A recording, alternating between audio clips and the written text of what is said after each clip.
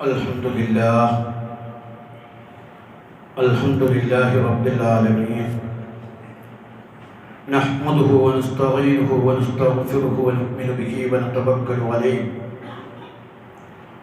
ونعوذ بالله تعالى من شرور أنفسنا ومن سيئات أعمالنا من يهده الله فلا مضل له ومن يضلل فلا هادي له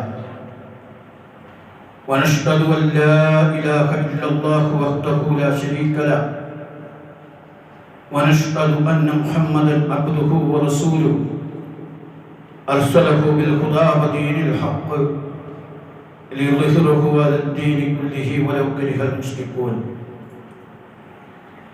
اللهم صل على محمد وعلى آل محمد كما صليت على إبراهيم وعلى آل إبراهيم وبارك على محمد وعلى آل محمد كما باركت على إبراهيم وعلى آل إبراهيم في العالمين إنك حميد مجيد أما بعد فإن خير الحديث كتاب الله وخير الهدي هدي محمد صلى الله عليه وسلم وشر الأمور محدثاتها وكل محدثة بدعة وكل بدعة ضلالة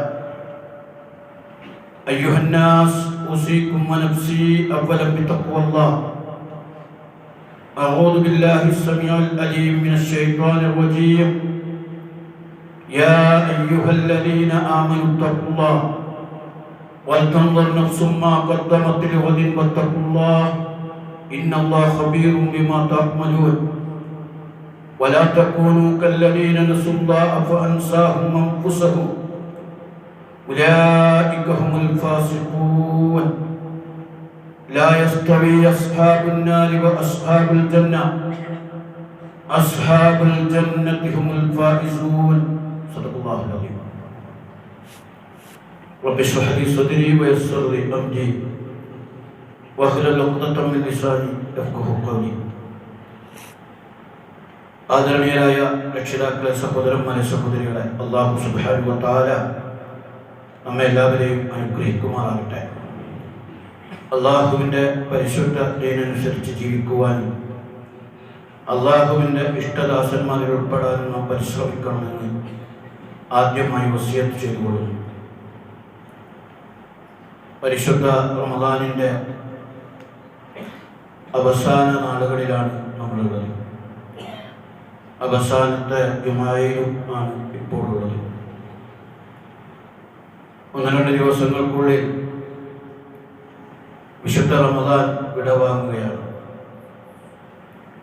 വളരെ പെട്ടെന്ന് വന്ന് പെട്ടെന്ന് തിരിച്ചു പോകുന്ന ഒരതിഥിയെ പോലെ ഇപ്പോൾ നമുക്ക് റമദാൻ അനുഭവപ്പെടുകയാണ്. ഒരുപാട് അനുഗ്രഹീതമായ സുദിനങ്ങൾ നമുക്ക് റമദാൻ സമ്മാനിച്ചിട്ടുണ്ടായിരുന്നു. എൻ്റെയും നിങ്ങളുടെയും ജീവിതത്തെ മറ്റേത് മാസത്തേക്കാളും വിശിഷ്ടമാക്കിയിരുന്നു റമദാൻ. മറ്റേത് മാസത്തേക്കാളും കൂടുതൽ നമസ്കാരത്തിൽ നമ്മൾ ശ്രദ്ധിച്ചിരുന്നു. കൂടുതൽ ഖുർആൻ പാരായണത്തിലും പഠനത്തിലും ചെലവഴിച്ച ദിവസങ്ങൾ അവസാനിക്കാൻ പോവുകയാണ്.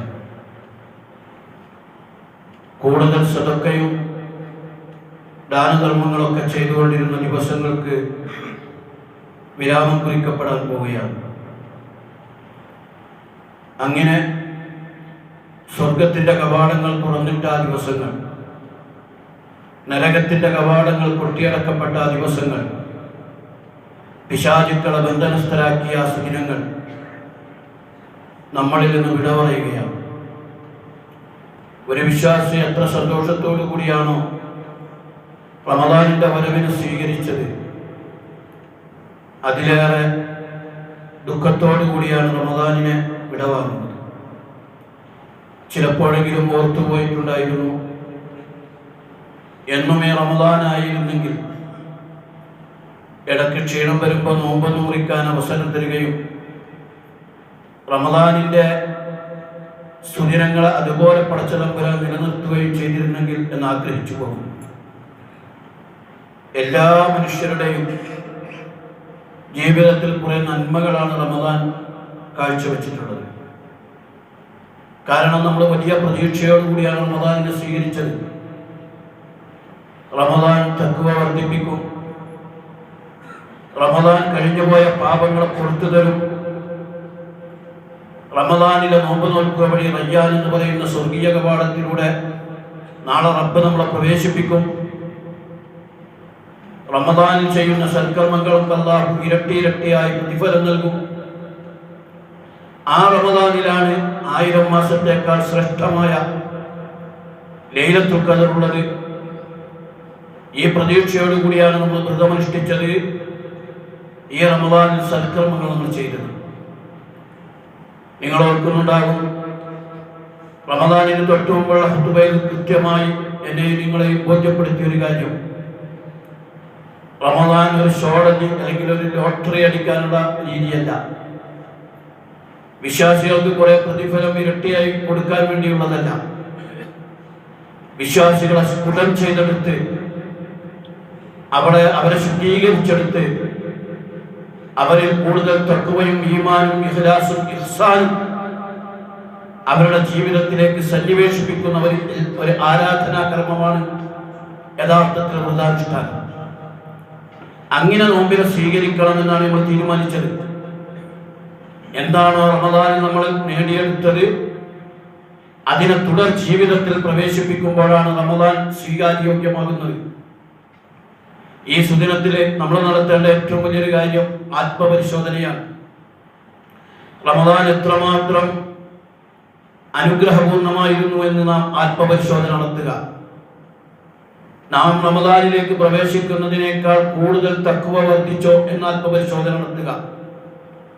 തഖ്വ വർദ്ധിച്ചോ എന്ന് പറഞ്ഞാൽ റമദാനിന്റെ സുദിനങ്ങളിൽ കുറെ ഭക്തി ഉണ്ടായോ എന്ന അർത്ഥത്തിലല്ല. ജീവിതത്തിൽ അല്ലാഹുവിനെ പേടിച്ച് ജീവിക്കാനുള്ള മനക്കരുത്ത് കിട്ടിയോ എന്ന ആത്മപരിശോധന നടത്തണം. ജീവിതത്തിന്റെ എല്ലാ സങ്കീർണ ഘട്ടങ്ങളിലും റബ്ബിന്റെ വിധിവിലക്കുകൾ പാലിച്ച് ജീവിക്കുമെന്ന തീരുമാനമെടുത്തോ? അല്ലാഹുവിനെ മറക്കാതെ ജീവിക്കുമെന്ന് നമ്മൾ തീരുമാനിച്ചോ? ജീവിതത്തിൽ അള്ളിപ്പിടിച്ച തിന്മകളെ ഇല്ലായ്മ ചെയ്യുകയും നന്മകളെ സ്വാംശീകരിക്കുകയും ചെയ്തോ? ഇതാണ് നമ്മൾ നടത്തേണ്ട പരിശോധന.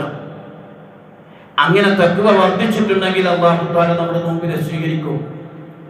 തഖ്വ ഉണ്ടാകാൻ വേണ്ടി മാത്രമാണ് നോമ്പിനെ നിർബന്ധമാക്കിയത്. പട്ടിണിക്കിടാനല്ല, നമ്മളെ ബുദ്ധിമുട്ടിക്കാനല്ല, പകരം ലഅല്ലക്കും തത്തഖൂൻ തഖ്വ ഉണ്ടാകാൻ തന്നെയായിരുന്നു. തഖ്വ എന്ന് പറയുന്നത് അല്ലാഹുവിനെ കുറിച്ചുള്ള പേടിയാണ്. അല്ലാഹുവിനെ കുറിച്ചുള്ള പേടി നമ്മുടെ ഹൃദയത്തിൽ വർദ്ധിച്ചോ? റബ്ബിന്റെ മുമ്പിൽ പോയി നിൽക്കേണ്ട ഒരാളാണെന്ന ബോധം വർദ്ധിച്ചോ? എനിക്ക് അല്ലാഹുവിന്റെ മുമ്പിൽ കണക്ക് ബോധിപ്പിക്കേണ്ടതുണ്ട് എന്ന ബോധ്യം നമ്മുടെ മനസ്സിലുണ്ടോ? ആ റബ്ബിന്റെ മുമ്പിൽ എല്ലാത്തിന്റെയും ഉത്തരം പറയേണ്ടി വരുമെന്ന ബോധ്യം നമ്മുടെ ഹൃദയത്തിൽ വർദ്ധിച്ചിട്ടുണ്ടോ? എങ്കിൽ തഖ്വയുടെ ലക്ഷണങ്ങൾ വർദ്ധിച്ചിട്ടുണ്ട്. വല്ലമലു ബിത്തൻസീൽ, അല്ലാഹു തആല ഇറക്കിയ വിശുദ്ധ ഖുർആനും ഇസ്ലാമും അനുസരിച്ച് ജീവിക്കുവാൻ, അമൽ ചെയ്യാൻ നമ്മൾ തീരുമാനിച്ചോ? അതുപോലെ തന്നെ വൽ ഖനാഅത്തു ബിൽ ഖലീൽ, അല്ലാഹു തന്ന ചെറുതിലും തൃപ്തിപ്പെട്ട് ഭൗതികത കടിമപ്പെടാതെ ആർത്തിയില്ലാതെ അല്ലാഹു നൽകിയതിൽ തൃപ്തി അടഞ്ഞുകൊണ്ട് ജീവിക്കുവാൻ നമ്മൾ തയ്യാറായോ? എല്ലാത്തിനും ഉപരി മരണയാത്രക്ക് വേണ്ട ഒരുക്കം നമ്മൾ നടത്തിയോ? എത്ര സ്പീഡിലാണ് റമദാൻ അവസാനിച്ചത്. ഇതുപോലെ നമ്മുടെ ജീവിതവും പെട്ടെന്ന് അവസാനിക്കാം. അങ്ങനെ നാളെ ആണ് എൻ്റെ മരണ ദിവസമെങ്കിൽ, ഇന്നാണ് എൻ്റെ മരണ ദിവസമെങ്കിൽ,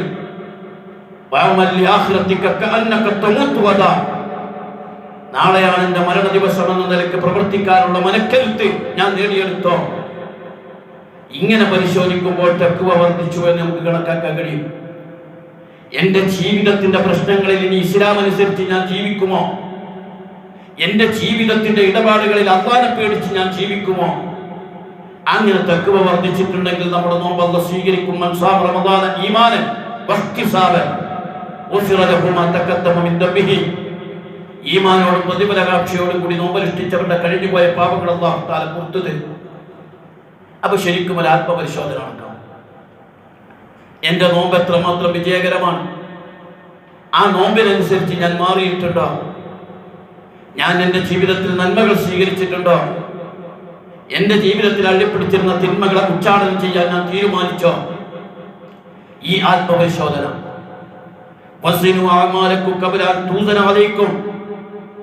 നാളെ അല്ലാഹു തആല നമ്മുടെ കർമ്മങ്ങളൊക്കെ തൂക്കുന്നതിന് മുമ്പ് നമ്മൾ നമ്മുടെ കർമ്മങ്ങളെ ഒന്ന് തൂക്കി നോക്കേണ്ടതുണ്ട്. ഹാസിബു ഖബല അൻ തുഹാസബു, വിചാരണ ചെയ്യപ്പെടുന്നതിന് മുമ്പ് നമ്മൾ സ്വയം വിചാരണ ചെയ്യേണ്ടതുണ്ട്. വൽതൻദുർ നഫ്സും മാ ഖദ്ദമത് ലിഗദിൻ, നാളേക്ക് വേണ്ടി നമ്മൾ എന്താണ് സമ്പാദിച്ചത് എന്ന് നമ്മൾ പരിശോധിക്കേണ്ടതുണ്ട്. സഹോദരന്മാരെ, റമദാനിൽ നമ്മൾ ഒരുപാട് ത്യാഗങ്ങൾ അനുഷ്ഠിച്ചാണ് നോമ്പെടുത്തത്. ദാഹിച്ചു വലഞ്ഞു വിശന്നു വലഞ്ഞു നമ്മൾ നോമ്പെടുത്തു. സുദീർഘമായ നേരം തറാവീഹ് നമസ്കരിച്ചു. നമസ്കാരങ്ങളിൽ ശ്രദ്ധ വെച്ചു പുലർത്തി. അല്ലാഹു തആല വിരോധിച്ചതൊക്കെയും നമ്മൾ റമദാനിൽ ഒഴിവാക്കി. അല്ലാഹുക്ക് ഇഷ്ടപ്പെട്ട പോലെ നമ്മൾ നോമ്പനുഷ്ഠിച്ചു. ഒരു മാസക്കാലം ശരിക്കുള്ള പരിശീലനം നമുക്ക് കിട്ടി. പടച്ചോനെ ഓർത്ത് ഞാൻ എന്നെയും നിങ്ങളെയും ശക്തമായ വസിയത്ത് നൽകുകയാണ്. റമദാനിൽ നേടിയെടുത്ത നന്മകൾ അവസാനിപ്പിക്കരുത്.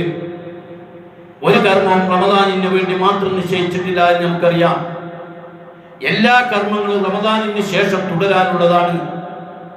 നമസ്കാരത്തിൽ കാര്യത്തിൽ നമ്മൾ അശ്രദ്ധ വെച്ച് പുലർത്തരുത്. ഈ മജ്‌ലിസ് തീരുമാനിക്കണം, എല്ലാ വക്തും പരമാവധി ജമാഅത്തായി തന്നെ നമസ്കരിക്കും.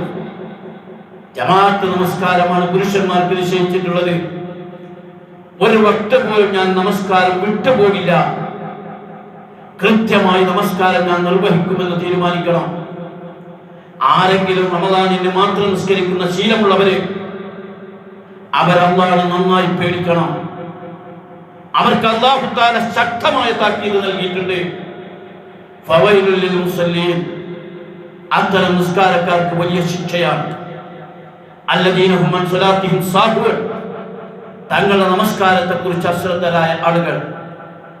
അവരെ റമദാനിക്ക് മാത്രം കൃത്യമായി നമസ്കരിക്കുക, റമദാൻ കഴിഞ്ഞാൽ നമസ്കാരം ഒഴിവാക്കുന്നവരാണെങ്കിൽ അവരുടെ നമസ്കാരം കാപട്യമാണ്, അല്ലാഹുവിന് ഇഷ്ടമില്ലാത്ത നിസ്കാരമാണ്. അവർ നമസ്കരിക്കുക വഴി ശിക്ഷകൾ വാരിക്കൂട്ടുകയാണ് ചെയ്യുന്നത് എന്ന് മനസ്സിലാക്കണം. അതുകൊണ്ട് തീരുമാനമെടുക്കണം, എൻ്റെ ജീവിതത്തിൽ ഒരു വഖ്ത് നമസ്കാരം ഞാൻ മുടക്കില്ല. അതെന്റെ ജീവിതത്തിന്റെ ഏത് സങ്കീർണ ഘട്ടത്തിലെത്തിയാലും മനസ്സിലോർത്തിട്ടാണെങ്കിലും ഞാൻ നമസ്കാരം നിർവഹിക്കുമെന്ന് ഈ റമദാനിൽ നമ്മൾ തീരുമാനമെടുക്കണം. സുദീർഘമായി തറാവീഹ് നമസ്കരിച്ച മനുഷ്യർ റമദാനിന് ശേഷം ഫർദ് പോലും നിസ്കരിക്കാതിരിക്കുക എന്തുമാത്രം വിഡ്ഢിത്തപരമായ അപകടകരമായ നിലപാടാണത്. അങ്ങനെ സംഭവിക്കാൻ പാടില്ല.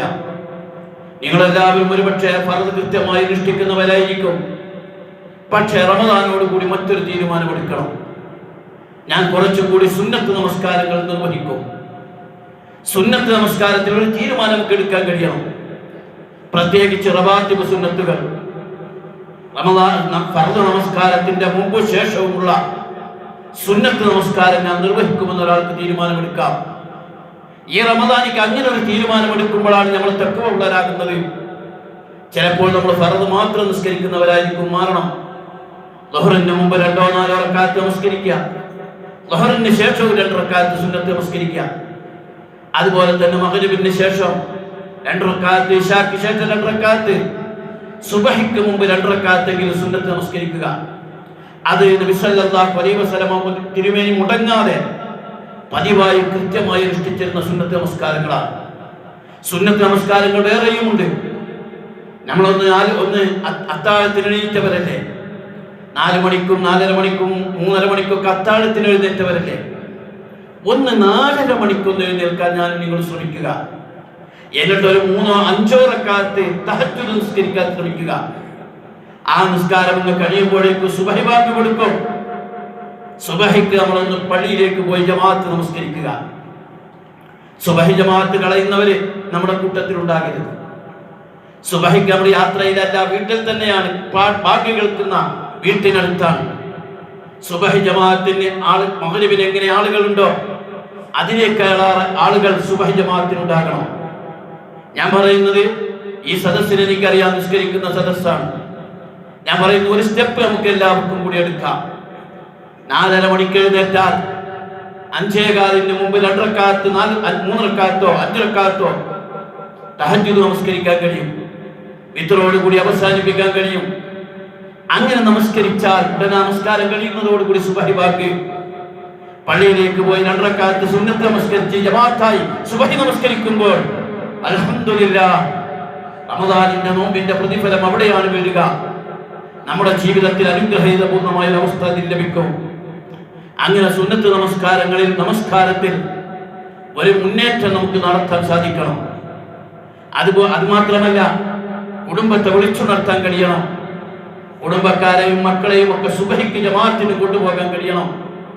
എങ്കിൽ ആ വീട്ടിൽ ബർക്കത്തുണ്ടാകും, അനുഗ്രഹം ഉണ്ടാകുമെന്ന് മനസ്സിലാക്കുക.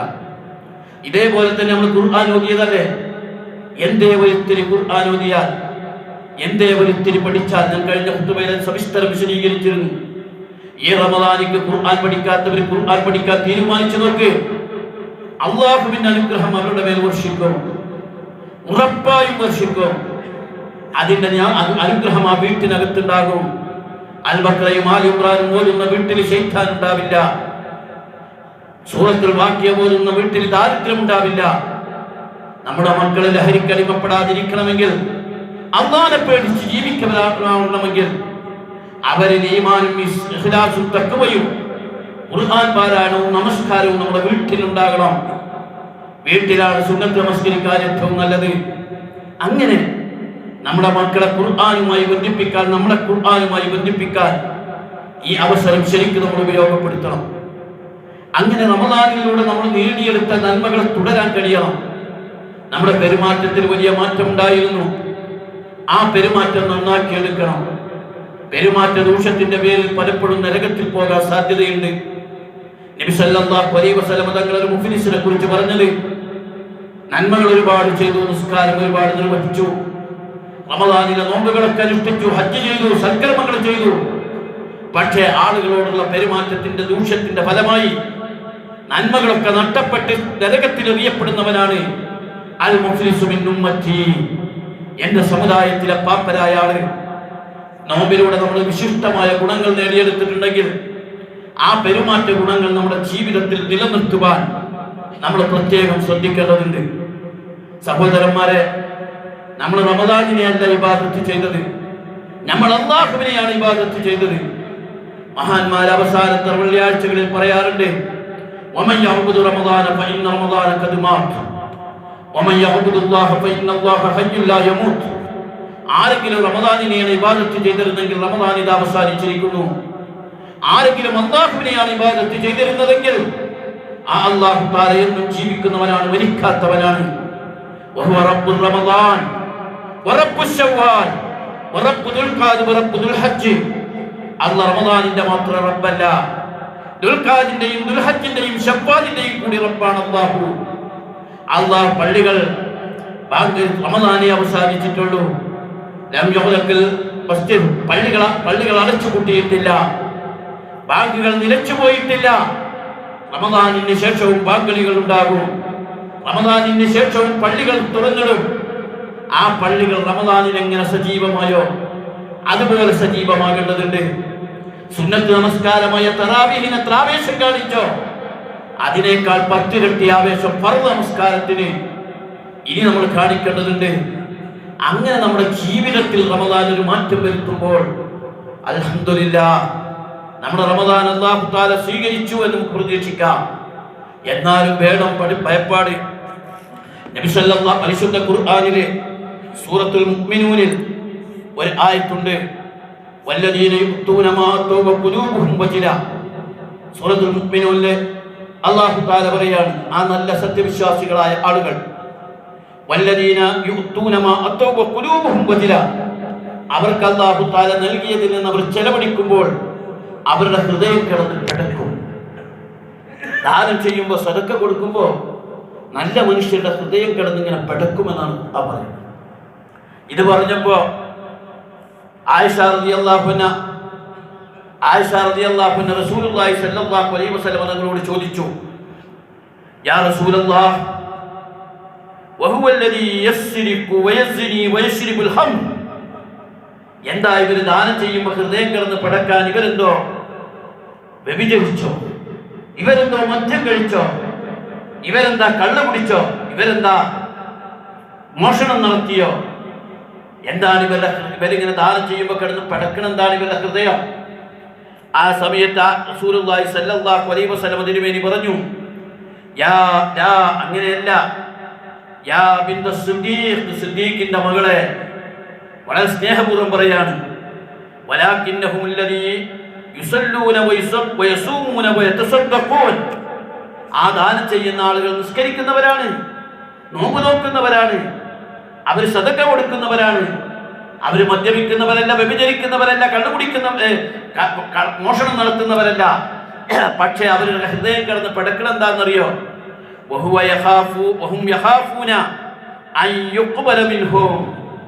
അവരുടെ സദഖ സ്വീകരിക്കുമെന്ന് ഓർത്തിട്ട് അവർ കിടന്ന് ഭയപ്പെടുന്നതിന്റെ വകയാണത് എന്ന് പറയുന്നു.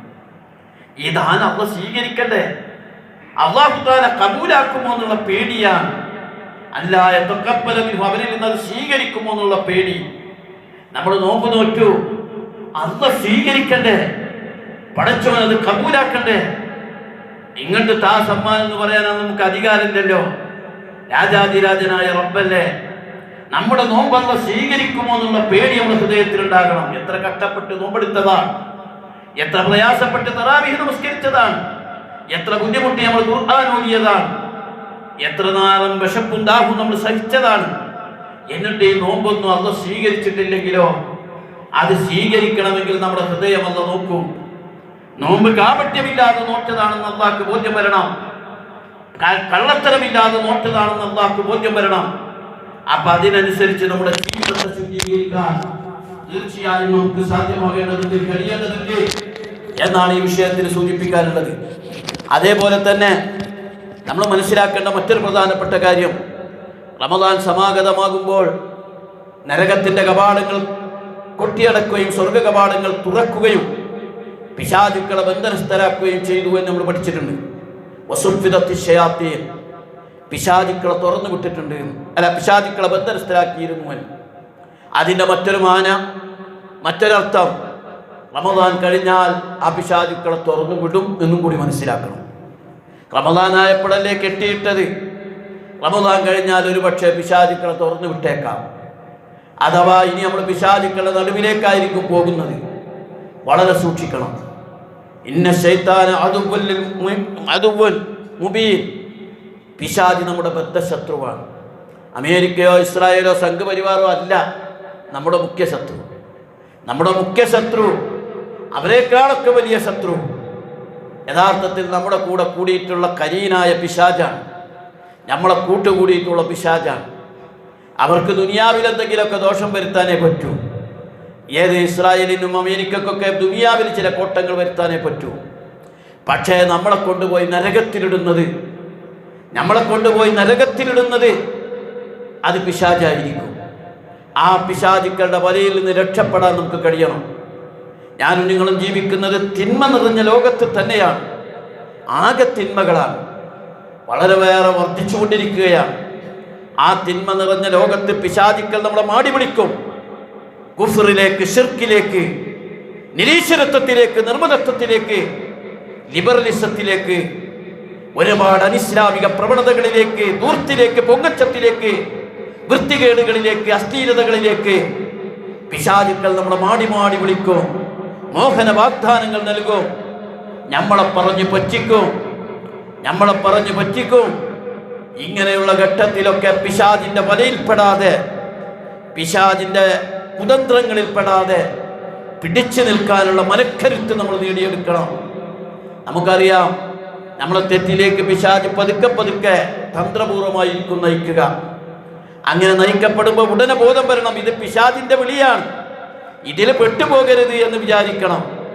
ആ പിശാചിന്റെ വിളിയിൽ നിന്ന് രക്ഷപ്പെടാനുള്ള മനസ്സ് വളരെ ഗൗരവത്തോടു കൂടി നമ്മൾ നേടിയെടുക്കണം. അഊദു ബില്ലാഹി മിനശ് ശൈത്വാനിർ റജീം, ഈ പിശാചിന്റെ ദുർബോധനങ്ങളിൽ ഞാൻ അല്ലാഹുവിനോട് ശരണം തേടുന്നു എന്ന് പറഞ്ഞുകൊണ്ട് കൃത്യമായി ആ പിശാചിന്റെ വലയിൽ നിന്ന് രക്ഷപ്പെടാനുള്ള ഒരു ശ്രമം നമ്മുടെ ഭാഗത്ത് നിന്ന് നടക്കണം. മറ്റൊരു കാര്യം സൂചിപ്പിക്കാനുള്ള ചില ചിതറിയ കാര്യങ്ങൾ നിങ്ങളുടെ മുമ്പിൽ വെക്കുകയാണ്. നമ്മൾ സ്വയം ഇസ്ലാമും മുസ്ലിമുമായി ജീവിച്ചാൽ പോരാ. ഇസ്ലാമിൻ്റെ നന്മകൾ നമ്മുടെ കൂട്ടത്തിലും നമ്മുടെ സമൂഹത്തിലും കുടുംബത്തിലും നാട്ടിലുമൊക്കെ ഉണ്ടാക്കാൻ നമ്മൾ പരമാവധി ശ്രമിക്കണം.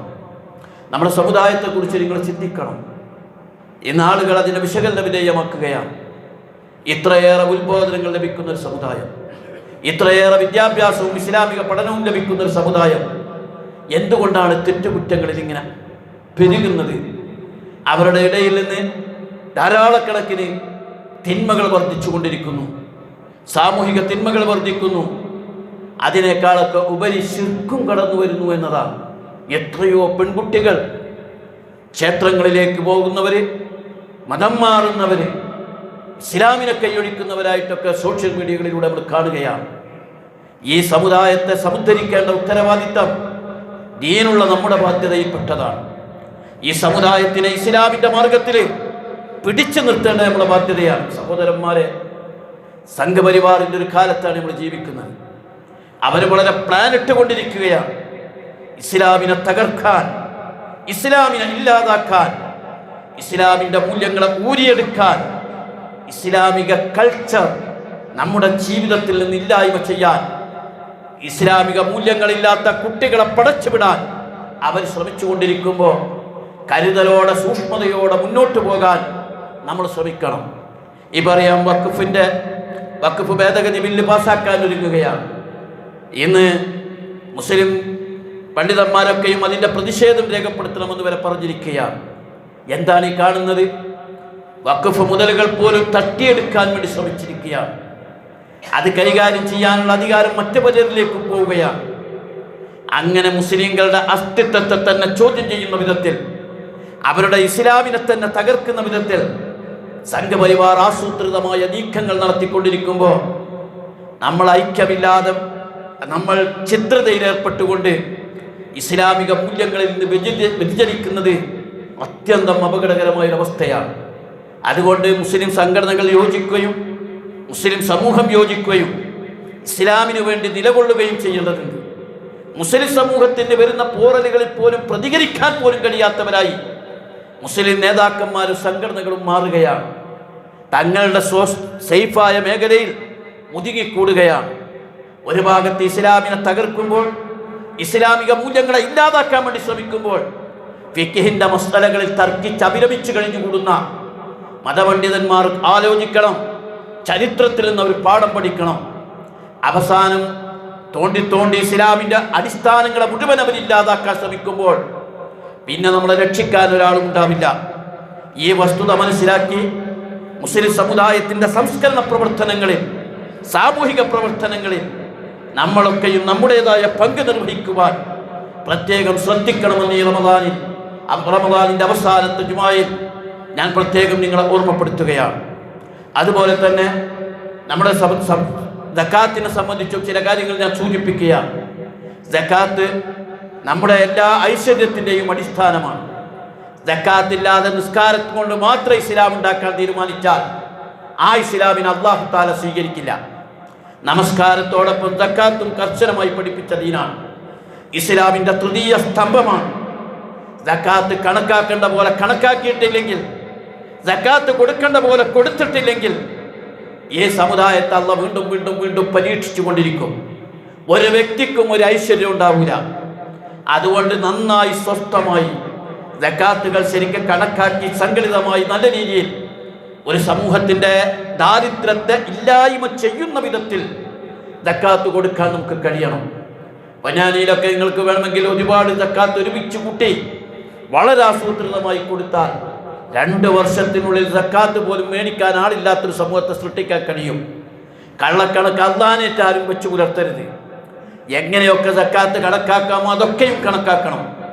അത് എൻ്റെ മുതലല്ല എന്ന് വിചാരിക്കണം. അത് പാവപ്പെട്ടവൻ്റെ അവകാശമാണെന്ന് വിചാരിക്കണം. അതിൻ്റെ വാപ്പാക്കും ഉമ്മാക്കും ബന്ധുക്കൾക്കും കൊടുക്കാനുള്ളതല്ല. സക്കാത്തിൻ്റെ മുതൽ പൊതുസമൂഹത്തിൻ്റെതാണ്. എൻ്റെ വാപ്പാക്കും ഉമ്മാക്കും അനുജനും വേളാപ്പാക്കും ഒക്കെ കൊടുക്കാനുള്ളത് എൻ്റെ പക്കലുള്ള 97% നിന്നാണ്.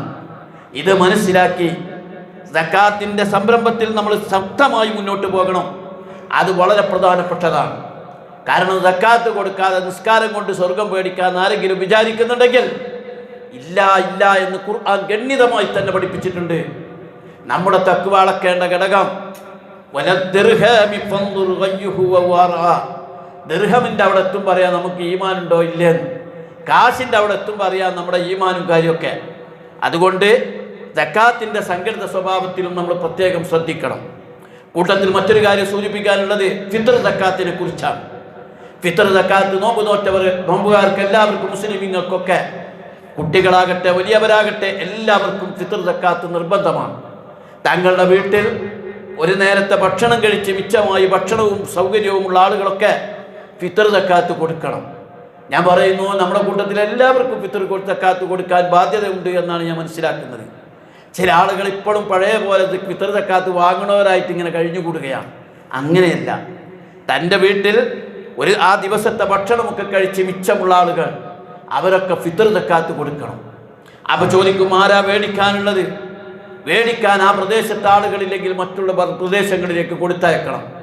നമ്മുടെ മുസ്ലിം സമുദായത്തിലെ ആളുകൾ, മുസ്ലിമായി പോയ ആളുകൾ നമ്മുടെ രാജ്യത്ത് ഒരു നേരത്തെ ഭക്ഷണം കിട്ടാതെ ഇപ്പോഴും പട്ടിണി കിടക്കുന്നവർ ധാരാളക്കണക്കിനുണ്ട്. വടക്കേ ഇന്ത്യയിൽ പല പ്രദേശങ്ങളിലും ഒരു നേരത്തെ ഭക്ഷണത്തിന് വേണ്ടി പാടുപെടുന്ന മനുഷ്യരുണ്ട്. നമ്മളിവിടെ അരി മേടിച്ച് അത് കൊണ്ടുപോകാൻ ആളില്ലാതെ കിടന്ന് ഓടുമ്പോൾ ഫിത്ർ സക്കാത്തിൻ്റെ ചൈതന്യം നഷ്ടപ്പെടരുത്.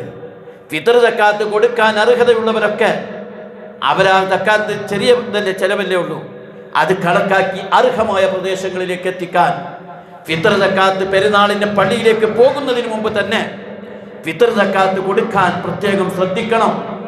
അത് കൊടുക്കൽ നിർബന്ധമാണ് എന്ന വസ്തുത മനസ്സിലാക്കേണ്ടതുണ്ട്. കൂട്ടത്തിൽ 2 ദിവസം കഴിയുമ്പോൾ നമ്മൾ പെരുന്നാൾ ആഘോഷിക്കാൻ വേണ്ടി പോവുകയാണ്. പെരുന്നാളിനെ സംബന്ധിച്ച ചില കാര്യങ്ങൾ ഞാൻ സൂചിപ്പിക്കുകയാണ്. പെരുന്നാൾ ആഘോഷത്തിൻ്റെ ദിവസം തന്നെയാണ്. പെരുന്നാൾ ആഘോഷിക്കണം. പെരുന്നാൾ ആഘോഷം ആർക്കുള്ളതാണ്? നോമ്പ് നോക്കാൻ ഉദവി നൽകിയ അള്ളാഹുവിൻ്റെ മുമ്പിൽ നോമ്പ് നോറ്റവർക്കുള്ളതാണ് പെരുന്നാൾ ആഘോഷം. പഠിച്ചവനെ 21 മാസത്തെ നോമ്പനുഷ്ഠിക്കാൻ ഞങ്ങൾക്ക് നീ ഉദവി നൽകിയില്ലേ, അതിൻ്റെ സന്തോഷ പ്രകടനം അള്ളാഹു നിശ്ചയിച്ചതാണ് പെരുന്നാൾ ആഘോഷം. അത് ആഘോഷിക്കുക തന്നെ വേണം. സന്തോഷത്തോടെ, നിറഞ്ഞ മനസ്സോടെ, അതീവ സന്തോഷത്തോടു കൂടി പെരുന്നാൾ ആഘോഷിക്കണം. പക്ഷേ പെരുന്നാൾ ആഘോഷത്തിൽ ഒരിക്കലും പരിധി വിട്ടുപോകരുത്. ഈ സമുദായം അവസാനം ഈ നാറാണത്ത് ഭ്രാന്തൻ്റെ ഒരു കഥ പറയാറുണ്ടല്ലോ. എത്രയോ ബുദ്ധിമുട്ടി മലയുടെ മുകൾ വരെ കല്ല് കൊണ്ടുപോയിട്ട് വളരെ നിസ്സാരമായ കല്ലങ്ങ് ഉരുട്ടിയിട്ട് കയ്യൊട്ടിച്ചിരിക്കുന്ന നാറാണത്ത് ഭ്രാന്തൻ. ഇവരെപ്പോലെ നമ്മളായിപ്പോകരുത്. നമ്മൾ 1 മാസക്കാലത്തെ പ്രയാസം സഹിച്ചുകൊണ്ട് നോമ്പെടുത്തും പുണ്യം നേടിയിട്ടും ഒരൊറ്റ പെരുന്നാളിന് അതൊക്കെ കൊളാക്കുന്ന രൂപം എൻ്റെയും നിങ്ങളുടെയും ജീവിതത്തിൽ സംഭവിച്ചു പോകരുത്. റസൂൽ പരിശുദ്ധ ഖുർആൻ തന്നെ പറഞ്ഞു, നൂല് നിൽക്കുന്ന ഒരു സ്ത്രീയെക്കുറിച്ച്, പാടുപെട്ട് നൂല് നൂറ്റ് പെട്ടെന്ന് അത് അടിച്ചു കളയുന്നവരെ പോലാകരുത്. പെരുന്നാളിന് ആഘോഷം വേണം, പക്ഷെ ആഘോഷത്തിന് അപ്പുറം കടക്കാൻ പാടില്ല. റമദാൻ കച്ചവടം എന്ന് പറഞ്ഞ് TV-യിൽ മദ്യത്തിൻ്റെ കണക്ക് കൊടുക്കുമ്പോൾ നാണക്കേടാണത്. റമദാനിൽ മദ്യക്കച്ചവടം വർദ്ധിക്കുന്നു എന്ന് പറഞ്ഞാൽ മദ്യത്തിൻ്റെ സ്വാധീനം നമ്മുടെ ഇടയിൽ എത്രമാത്രമുണ്ട് നമുക്ക് കാണാൻ സാധിക്കും.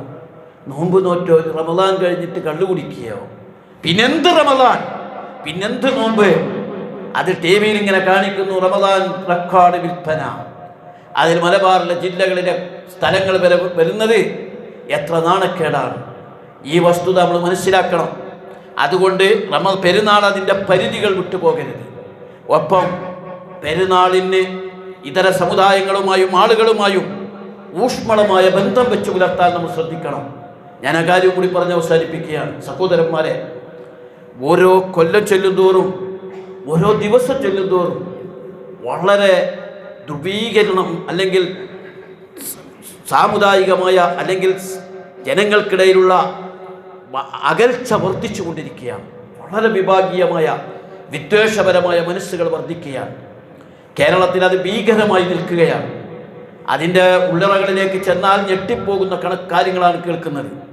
ക്രിസ്ത്യൻ സമൂഹത്തിലെ വലിയൊരു വിഭാഗത്തെയും മുസ്ലിങ്ങൾക്കെതിരാക്കി ഇവിടുത്തെ ആളുകൾ മാറ്റിയെടുത്തിരിക്കുന്നു.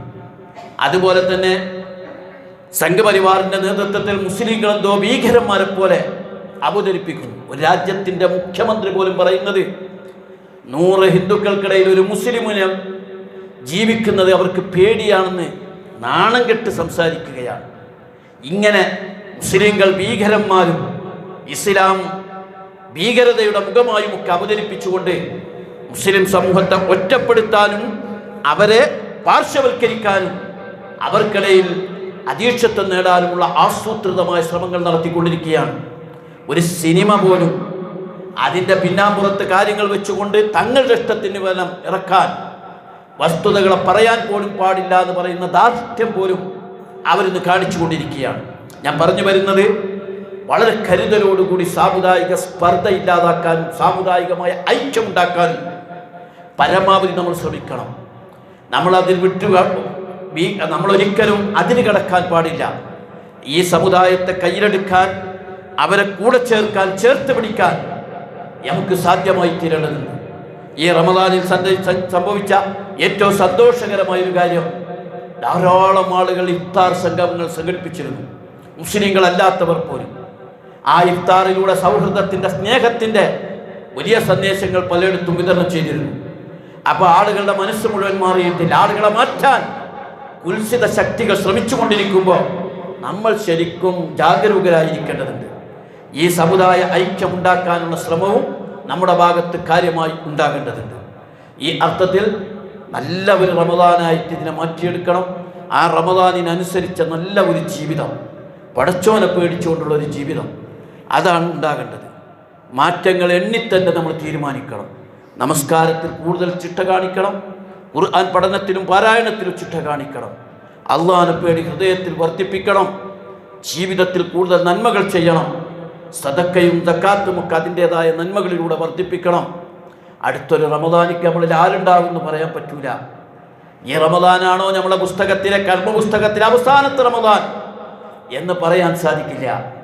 അതുകൊണ്ട് ഈ റമദാനിലൂടെ കിട്ടേണ്ടത് കിട്ടണമെന്ന് തന്നെ തീരുമാനിച്ച് മാറ്റത്തിന് വിധേയമാകാൻ ഞാനും നിങ്ങളും ശരിക്കും ശ്രമിക്കേണ്ടതുണ്ട്. അല്ലാഹു സുബ്ഹാനഹു വ തആല അതിന് നമുക്ക് തൗഫീഖ് നൽകി അനുഗ്രഹിക്കുമാറാകട്ടെ. അഖൂലു ഖൗലി ഹാദാ അസ്തഗ്ഫിറുല്ലാഹി വലക്കും.